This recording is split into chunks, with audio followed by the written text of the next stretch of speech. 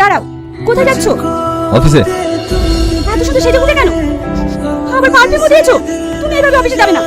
মানে? এই জামাটা পরে যাও। কি? আমি এই পুরো জামাটা অফিসে যাবো? এবার বুঝতে পেরেছি। আমি মোবাইলে যা দেখেছি আর আমার বান্ধবীরা যা বলেছে সব ঠিক। তুমি কোথায় ধরে আমার সাথে ঠিকভাবে কথা বলছো না। আবার নতুন নতুন ড্রেস করে পারফিউম মেখে অফিসে যাচ্ছ। তার মানে তুমি অন্য মেয়ের প্রেমে পড়েছো। তোমাদের মেয়েদের সমস্যাটা কথা বলো তো। যখন কিছু করবা সেটা নিষেধ করবো, শুনবা না। আমার যখন নিষেধ করা বন্ধ করে দেবো তখন বন্ধ করতে শুরু করো। কেন কেন এসব করো?